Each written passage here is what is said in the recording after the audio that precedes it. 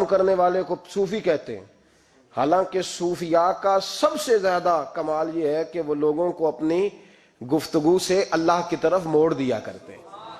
اصل صوفی وہ ہوتا ہے، آج جس با کمال صوفی کا ہم ذکر کرنے جا رہے ہیں، حضور غوث پاک، محبوب سبحانی، قندیل نورانی، شہباز لامکانی، شیخ سید عبد القادر جیلانی۔ کسی نے پوچھا تھا حضور غوث اعظم سے کہ آپ کی ولایت کس طرح کی ہے، تو آپ نے اپنی ایڑی کی طرف اشارہ کر کے فرمایا جب تک میرا قدم نہ لگے اللہ کسی کو ولایت دیتا ہی نہیں۔ تو میری ولایت کی بات کرتے ہو، میں جب تک مور نہ لگاؤں اللہ کسی کو ولی بناتا۔ شیخ سعدی بول پڑے، کہنے لگے غوث اعظم درمیان اولیاء چو محمد درمیان انبیاء۔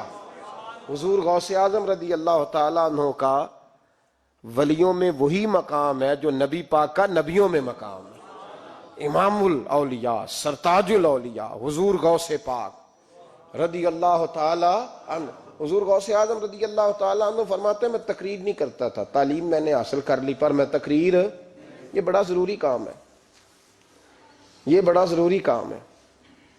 جو اثرات اس کے ہوتے ہیں باقی چیزوں، حضرت جنید بغدادی یہ تو حضور غوث اعظم کے بھی پیر ہیں نا، یہ تو حضرت داتا علی اجویری کے بھی پیر ہیں۔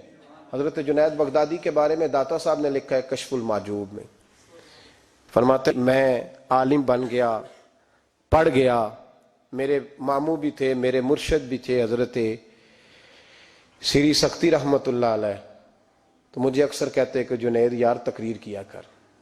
میں کہتا ہوں حضور ابھی میں نیک نہیں، ابھی میں خود ٹھیک نہیں۔ میرے پیر بھائی بھی مجھے کہتے ہیں کہ حضرت کی بھی خواہش ہے تو ہمارا بھی دل کرتا ہے، لگتا ہے کہ آپ کی گفتگو کی برکت سے اللہ بڑے لوگوں کو ہدایت عطا فرمائے گا، آپ وسیلہ بنیں گے تو بات کیا کریں۔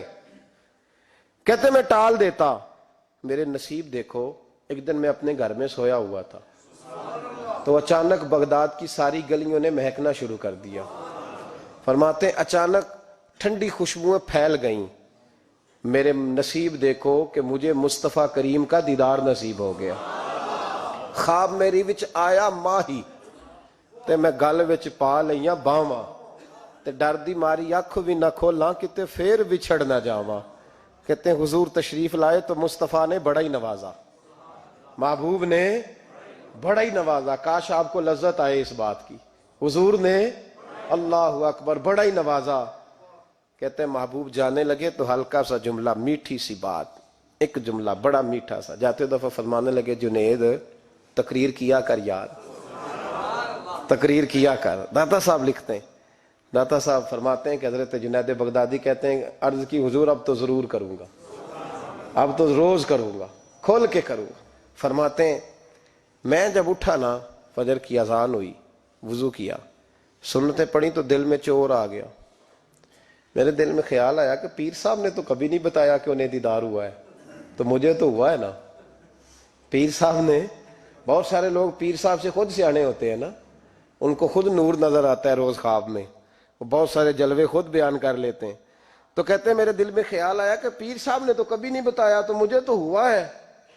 کسی درویش نے ایک شعر کہا تھا پر بڑے مسئلے اس نے حل کیے۔ وہ کہنے لگا جڑے محرم راز حقیقت دے او راز حقیقت کھول دے نہیں، او جنہ ویکھیا نہیں او کرن گلاں، جنہ ویکھ لیا او تے بول دے ہی نہیں، جنہ ویکھ لیا ہو ان سے بولا جاتا بھی نہیں، بولا جاتا بھی نہیں۔ تو کہتے ہیں میں سنتے گھر پڑھی تو خرامہ خرامہ چلا تو دل میں چور تھا، بانج فقیروں کسے نہیں ماریا، اے ہوئی چور اندر دا۔ کہتے ہیں میں گیا حضرت کے پیچھے نماز پڑھی 7ویں صف میں، تو اندر چور تھا کہ میرا تو درجہ اونچا چلا گیا ہے لیکن مجھے دیدار ہوا ہے۔ تو کہتے ہیں نماز حضرت نے خود پڑھائی تو نماز پڑھا کے کہنے لگے جنید آگے آ جا۔ فرماتے ہیں میں 3ری صف میں آ گیا تو کہنے لگے چل یار تھوڑا اور نیڑے آ جا۔ کہتے ہیں میں قریب جا کے نا پہلی صف میں بیٹھا تو کہنے لگے ادھر آ میرے ساتھ بیٹھ۔ کہتے ہیں میں ان کے ساتھ بیٹھ گیا، حضرت کے ساتھ، یہ بھی کسی نصیبوں والوں کو نصیب ہے نا۔ کہتے ہیں میں ساتھ بیٹھ گیا مرشد کے، تو شیخ تسبیح رول رہے تھے، ادھر دیکھنا میری طرف، تسبیح پھیر رہے ہیں، اور تسبیح پھیرتے پھیرتے نا اچانک آنکھ اٹھائی اور میری طرف دیکھ کے کہنے لگے اب تقریر کرو گے نا، جڑے محرم راز حقیقت دے اب کرو گے نا تقریر. تو میرے اندر تو چور تھا. میں نے کہا جی اب کیا ہوا ہے؟ چور تھا نا کہ مجھے پتا ہے کسی کو پتا ہی نہیں, اب کیا ہوا ہے؟ تو کہتے ہیں وہ چپ کر گئے. چند منٹ کے وقفے کے بعد پھر فرمانے لگے اب کرو گے نا تقریر؟ کہتے ہیں اندر چور بیٹھا تھا. میں نے کہا حضور ہوا کیا ہے بتائیں تو صحیح. کہتے ہیں انہوں نے تسبیح چھوڑی, جبہ سمیٹا اور چہرہ میری طرف پھیرا, اور میں نے ان کی آنکھوں میں جو روشنی آج دیکھی پہلے کبھی نہیں دیکھی تھی. لب و لہجے میں جو جلال آج دیکھا وہ کبھی نہیں دیکھا تھا. فرماتے ہیں حضرت بولے نظر تو وہ ظالم نظر ہے, اٹھے تو بیڑا ہی پار کر دے, گرے تو خانہ خراب کر دے.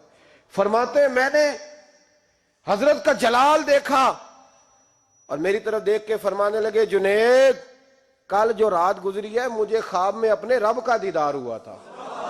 تو مالک نے پوچھا کہ سری کوئی بات بتا. تو میں نے عرض کی مولا ایک کی مرید تیار کیا ہے وہ بھی تقریر نہیں کرتا, کبھی تیرے حبیب کا ادھر کا پھیرا ہو تو ذرا جنید کو اشارہ کر جائے تو چلو میرا بھی کام بن جائے گا, لوگوں کا بھی نفع ہوگا. کہتے ہیں حضرت جنید بغدادی کہ میری چیخ نکلی, اللہ اکبر کہا تو میرے کپڑے پھٹ گئے.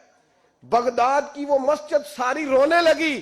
کہتے میں قدموں میں گرا اور میں نے کہا محبوبہ مجھے معاف کر دے, مجھے تو آج پتہ چلا ہے کہ میرے اوپر مصطفیٰ بھی کرم فرمائے تو تیری دعاؤں کی برکت سے فرماتے. تقریر اتنا ضروری کام ہے کہ محبوب خود فرماتے ہیں جنید تقریر کیا کر بات یار, لوگوں کو فائدہ ہوگا. حضور غوث اعظم رضی اللہ تعالیٰ عنہ فرماتے میں تقریر نہیں کرتا تھا, تعلیم مکمل کر لی بات نہیں کرتا تھا. میں کہتا تھا میں کیسے لوگوں کے سامنے واز کروں. کہتے ہیں مجھے خواب میں مصطفیٰ کریم کا دیدار نصیب ہوا. محبوب نے فرمایا عبد القادر بات کیوں نہیں کرتے؟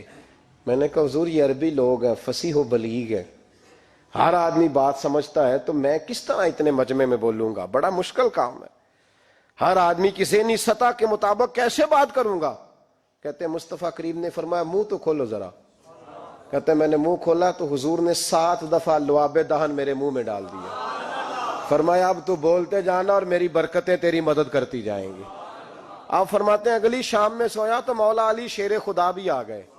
تو فرمانے لگے عبد القادر منہ کھول نہ بیٹا, تو میرا بھی ہے.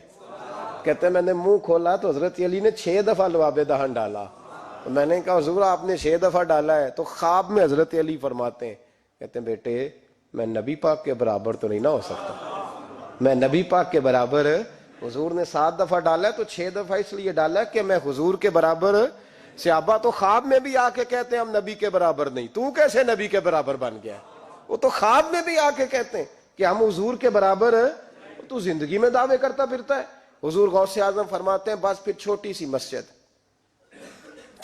مسجد اور اس میں نے تقریر شروع کی. میں اکیلا ہی چلا تھا جانب منزل مگر, پھر لوگ ملتے ہی گئے, پھر کارواں بنتا گیا. فرماتے ہیں چھوٹی سی مسجد, پھر مسجد بڑی ہوئی, پھر مجمع بڑھ گیا. فرماتے ہیں پھر جامع مسجد, پھر مجمع وہاں بھی کم پڑ گیا. پھر بغداد کی عیدگاہ وہ بھی بھر گئی تو صحرا میں جا کے خیمے لگ گئے. کہتے ہیں تقریر ہوتی تو ہزاروں کا مجمع, ہزاروں کا. ملا علی قاری کہتے ہیں غوث اعظم کے اجتماع میں 70 ہزار لوگ شریک ہوتے تھے. ہزاروں علماء کاغذ قلم لے کے بیٹھے ہوتے تھے کہ غوث پاک جو باتیں بیان کریں گے تفسیری نقطے ہم نے نوٹ کرنے. اور حضور غوث اعظم کو اللہ نے یہ کمال دیا تھا, کمال, یہ آپ کی کرامت تھی کہ بغیر سپیکر کے بولتے تھے. جیسی سمجھ پہلے والے کو آتی تھی ویسی آخری والے کو آیا کرتی تھی. آج نا کرامت کی بات آتی ہے تو بندے چھپنے لگ جاتے ہیں, کہتے ہیں نہیں یہ نہیں ہو سکتا. بڑا مدافعانہ سا عمل, بڑا شرمندہ سا لب و لہجہ. جی وہ غوث پاک, ایک دن ایک صاحب کرامت بیان کر رہے تھے تو بڑے جھجک کے حضور غوث اعظم. میں نے کہا تو بیٹھ مجھے بیان کرنے دے, تو ڈر رہا ہے کرامت